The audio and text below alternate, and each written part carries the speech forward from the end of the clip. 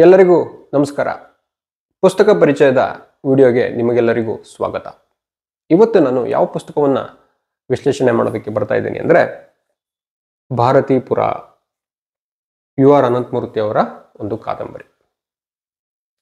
ಇದ್ರ ಏನು ಹೇಳಿದ್ದಾರೆ ಇದ್ರ ಬಗ್ಗೆ ಎಸ್ ವೆಂಕಟರಾಮ್ ಭಾರತೀಪುರ ಒಂದು ಸಮೀಕ್ಷೆ ಲೇಖನದಿಂದ ಅಂತ ಅದನ್ನು ಹಿಂಗಡೆ ಬರೆದಿದ್ದಾರೆ. ಭಾರತೀಪುರ ಸೃಷ್ಟ್ಯಾತ್ಮಕ ಬರಹಗಾರನೊಬ್ಬ ಕಂಡ ಆಳವಾದ ಒಂದು ವಿರಸದ ಸಮಗ್ರ ಪರಿಚಯದ ಅಸಲು ಚಿತ್ರ. ಮೌಲ್ಯಗಳ, ಕಟ್ಟಡಗಳ, ವ್ಯಕ್ತಿಗಳ ನಡುವಣ ಈ ವಿರಸಕ್ಕೆ ಸಾಹಿತ್ಯಿಕವಾದದ್ದೇ ಅಲ್ಲದೆ ಬಹುಬಾರಿ ಸಮಾಜಶಾಸ್ತ್ರದ್ದು ಹಾಗೂ ಒಮ್ಮೊಮ್ಮೆ ದಾರ್ಶನಿಕವಾದದ್ದು ಆದ ಆಯಾಮವೂ ಉಂಟು. ವಸ್ತುಸ್ಥಿತಿಯ ಮಟ್ಟದಲ್ಲಿ ಕಾದಂಬರಿಯ ಮುಖ್ಯ ಗೊಡವೆ ಸಂಪ್ರದಾಯಬದ್ಧ ಸಮಾಜದ ಆಧುನೀಕರಣ, ಆ ಸಮಾಜದ ಮೂರ್ತ ಅಮೂರ್ತ ಸಂಕೇತಗಳನ್ನು ತೊಡೆದುಹಾಕುವುದು, ಕನಿಷ್ಠ ಅವುಗಳನ್ನು ಅಪಮೌಲ್ಯಗೊಳಿಸುವುದು, ಹೊಸ ವಸ್ತುಸ್ಥಿತಿಯನ್ನು ಮೌಲ್ಯಗಳನ್ನು ನಿರ್ಮಿಸುವುದು. ವ್ಯಕ್ತಿಯ ಮಟ್ಟದಲ್ಲಿ ಅದರ ಮುಖ್ಯ ಗೊಡವೆ ಬ್ರಾಹ್ಮಣ ಜಮೀನ್ದಾರನ ಕುಟುಂಬದಲ್ಲಿ ಹುಟ್ಟಿದ ಧೀಮಂತನೊಬ್ಬ ತನ್ನ ಜಾತಿ ಹಾಗೂ ವರ್ಗಗಳಿಂದ ಮುಕ್ತನಾಗಿ ತನ್ನ ವರ್ಗ ಜಾತಿಯ ಶೋಷಣೆಗೆ ಗುರಿಯಾಗಿದ್ದ ದಲಿತರ ಜೊತೆ ಏಕೀಭಾವ ಸಾಧಿಸುವುದರ ಸಂಕಟ. ಈ ಎರಡೂ ಗೊಡವೆಗಳನ್ನು ಹಾಸುಹೊಕ್ಕಾಗಿ ಮೈತುಂಬಿಸಿಕೊಂಡ ಈ ಕಾದಂಬರಿ ಅತ್ಯಂತ ಅರ್ಥವತ್ತಾದ ವಿವರಪೂರ್ಣವಾದ ಕಥೆಯನ್ನು ನೇಯುತ್ತದೆ. ಕಾದಂಬರಿಯಲ್ಲಿ ಒಂದು ಮೋಹಕವಾದ ದಾರ್ಶನಿಕ ಅರಾಜಕತೆ ಇದೆ. ಅದರಲ್ಲಿ ಮಾರ್ಕ್ಸ್, ಸಾರ್ತ್ರೆ, ಲೋಹಿಯಾ ಒಬ್ಬರನ್ನೊಬ್ಬರು ತಳ್ಳಾಡುತ್ತಾರೆ.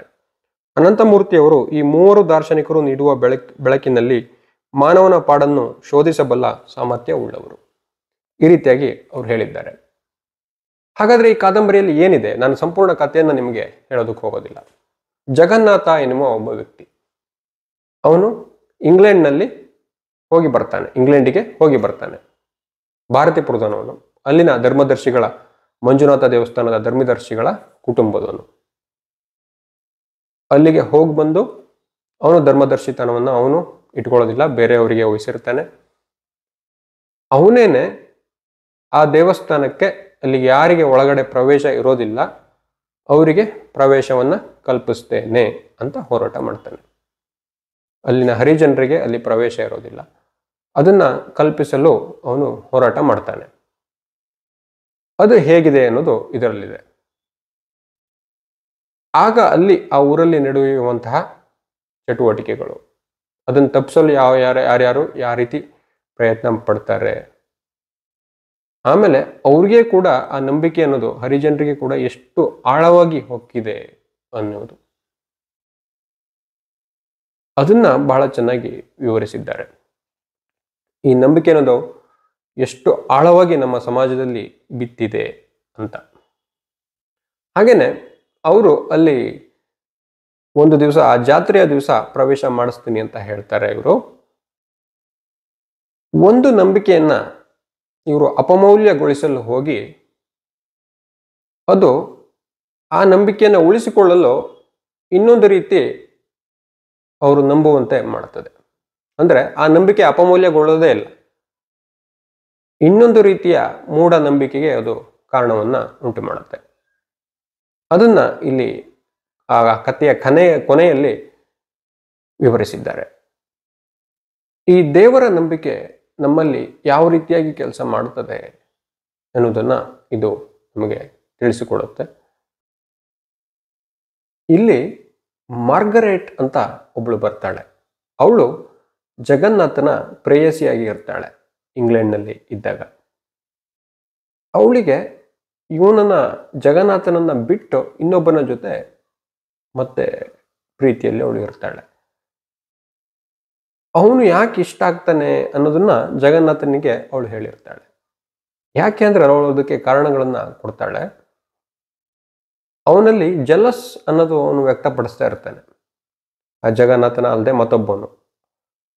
ಅದು ನೋಡು, ಅವನಲ್ಲಿ ರಿಯಲಿಸ್ಟಿಕ್ ಆಗಿ ಇದೆ, ಅವನಿಗೆ ಏನು ಇದೆ ಅದೇ ಫೀಲಿಂಗ್ ಅನ್ನ ಅವನು ತೋರಿಸ್ತಾ ಇದ್ದಾನೆ. ಅಂದ್ರೆ ಈ ಜಲಸ್ ಅನ್ನೋದು ಮನುಷ್ಯ ಸಹಜವಾದಂತಹ ಫೀಲಿಂಗ್ ಅಲ್ವಾ, ಅದು ಅವನಲ್ಲಿ ಇದೆ. ಹಾಗಾಗಿ ಅವನು ವಾಸ್ತವವಾಗಿ ಬದುಕ್ತಾ ಇದ್ದಾನೆ ಅಂತ ಅವಳು ಜಗನ್ನಾಥನಿಗೆ ಹೇಳ್ತಾಳೆ. ಇಲ್ಲಿ ನೋಡಿ, ಇದನ್ನ ನಾವು ಅರ್ಥ ಮಾಡ್ಕೋಬೇಕು. ಇಲ್ಲಿ ಯಾರೋ ಒಬ್ರು ಒಂದು ಸಿದ್ಧಾಂತಕ್ಕೆ ಜೋತು ಬಿದ್ದು ತಮ್ಮ ಜೀವನವನ್ನು ನಡೆಸೋಕ್ಕೆ ಹೋದರೆ ಅವ್ರು ವಾಸ್ತವದಿಂದ ಎಲ್ಲೋ ದೂರ ಸರಿತಾ ಬಂದ್ಬಿಡ್ತಾರೆ ಅಂತ. ಈ ಮನುಷ್ಯ ಸಹಜವಾದ ಗುಣಗಳಿಂದ ದೂರ ಸರಿತಾ ಬರ್ತಾರೆ ಅಂತ. ಇದು ನೋಡಿ, ಮನುಷ್ಯ ಸಹಜವಾದ ಗುಣಗಳೆಲ್ಲ ಇರುತ್ತೆ, ನಾವು ಅದನ್ನು ಕರೆಕ್ಟ್ ಮಾಡ್ಕೋಬೇಕು ಅಂತ ಯಾವುದೋ ಸಿದ್ಧಾಂತಗಳಿಗೆ ಜೋತು ಬಿದ್ದು, ಹಾಗೆ ಆ ರೀತಿಯ ಕ್ರಿಟಿಸಿಸಮ್ ಅನ್ನ ಜಗನ್ನಾಥನ ಮೇಲೆ ಅವಳು ಮಾಡ್ತಾಳೆ. ಇದನ್ನ ನೋಡಿ, ಯಾವುದೇ ಒಂದು ಇದನ್ನ ನಾವು ಒಂದು ಸೈದ್ಧಾಂತಿಕವಾಗಿ ಯೋಚನೆ ಮಾಡಿದ್ರೆ, ಯಾವುದೇ ಒಂದು ನಾವು ರಿಫಾರ್ಮ್ ಮಾಡಕ್ ಹೋದ್ರೆ ನಮ್ಮ ನಡವಳಿಕೆಯಲ್ಲಿ ಇರ್ಬೋದು, ಸಮಾಜದ ನಡವಳಿಕೆಯಲ್ಲಿ ಇರ್ಬೋದು, ಯಾವುದ್ರಲ್ಲಾರು ಇರ್ಬೋದು, ನಾವು ಎಲ್ಲೋ ಒಂದು ಕಡೆ ವಾಸ್ತವದಿಂದ ದೂರ ಬರ್ತಾ ಇದ್ದೀವೇನೋ ಅಂತ ಅನಿಸ್ಬಿಡುತ್ತೆ, ಅಥವಾ ಸತ್ಯದಿಂದ ದೂರ ಬಂದ್ಬಿಡ್ತೀವನೋ ಅಂತ ಅನಿಸ್ತಾ ಇದೆ. ಈ ನಮ್ಮ ಭಾವನೆಗಳು ಅನ್ನೋದು ಸತ್ಯವಾದ್ದು, ಅದು ನಮ್ಮೊಳಗಡೆ ಹುಟ್ಟತಕ್ಕಂಥದ್ದು. ಅದನ್ನು ನಾವು ಬದಲಾಯಿಸ್ಕೊಳ್ಳೋದಕ್ಕೆ ಸಾಧ್ಯ ಇಲ್ಲ. ನಮ್ಗೆ ಯಾವುದೋ ಒಂದು ವಿಚಾರದ ಮೇಲೆ ಕೋಪ ಬರುತ್ತೆ ಅಂತ ಅನ್ಕೊಳ್ಳಿ, ಅದು ಆಟೋಮೆಟಿಕ್ ಆಗಿ ನಮ್ಮ ಒಳಗೆಯಿಂದ ಬರೋದು.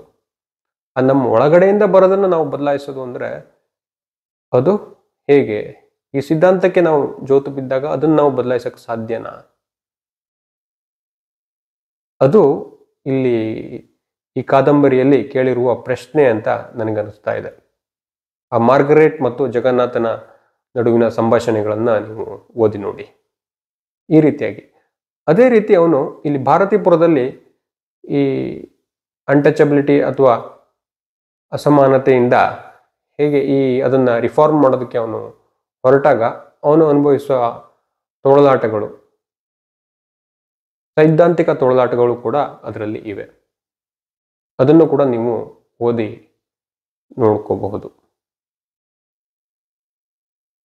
ಧನ್ಯವಾದಗಳು.